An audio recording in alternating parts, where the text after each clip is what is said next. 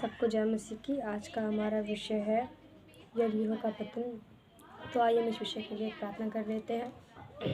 हल्ला प्रार्थना करते हैं। आज का विषय की प्रार्थना करते हुए अच्छा से प्रभु वचन देने के लिए साधन मत करना। प्रार्थना करते हैं प्रभु जी, जो लोग सुन रहे हैं उनको भी अच्छा से समझने के लिए साधन मत करना। कोई भी विषय नहीं, उनका सराध में आपको देते हैं क्योंकि यीशु के नाम से मांगते हैं, आमीन। तो आज का हमारा विषय है यरीहो का पतन। तो आइए हम इस विषय के लिए एक वचन निकाल लेते हैं। यहोशू 6:1 से। यरीहो के सब फाटक इस्राएलियों के डर के मारे लगातार बंद रहे और कोई बाहर भीतर आने जाने नहीं पाता था। फिर यहोवा ने यहोशू से कहा, सुन, मैं यरीहो को उसके राजा और शूरवीरों समेत तेरे वश में कर देता हूँ। इसीलिए तुम में जितने योद्धा हैं नगर को घेर ले और उस नगर के चारों ओर एक बार घूम आए और 6 दिन तक ऐसा ही किया करना। और 7 याजक संदूक के आगे आगे मेढ़ों के सींगों के साथ नरसिंगे लिए हुए चले। फिर 7वें दिन तुम नगर के चारों ओर 7 बार घूमना और याजक भी नरसिंगे फूंकते चले। तो यहाँ हम देख सकते हैं कि हम सभी जानते हैं यहोशू के बारे में और यरीहो के बारे में। जो यरीहो एक नगर था जहाँ पे कोई भी जीत नहीं पाता था क्योंकि वो बहुत ताकतवर था। और उसके बाहर एक यरदन नाम की नदी भी थी जो उसको पार परमेश्वर ने करवाया था।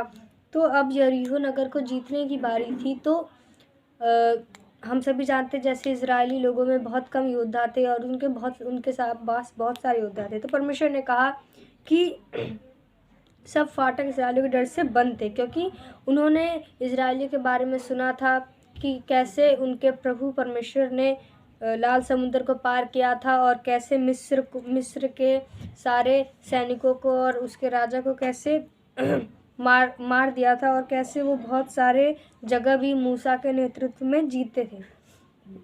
तो उनके डर की वजह से, इजरायलियों के डर की वजह से यरीहो के सारे फाटक बंद थे, वो भी लगातार, और कोई भी बाहर अंदर नहीं जाता था उनके डर की वजह से।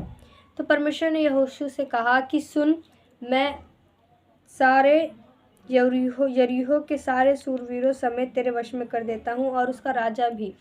तो परमेश्वर उसका राजा और उसके सारे सूरवीरों को परमेश्वर कहता है कि मैं उन सबों को तेरे वश में कर देता हूँ।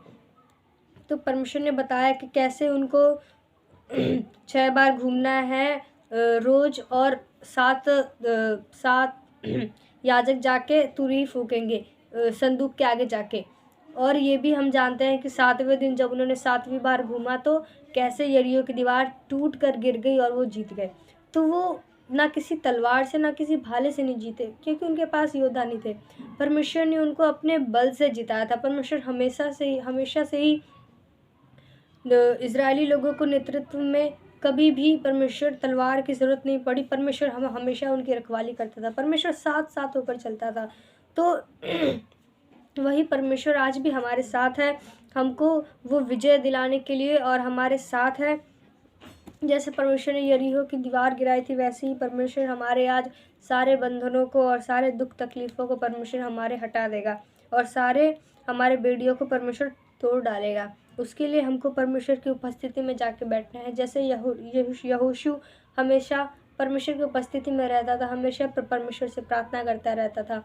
परमेश्वर मूसा से, यहोशू से, और जो भी मतलब जैसे हम देखते हैं नए नियम में जो भी मूसा की तरह परमेश्वर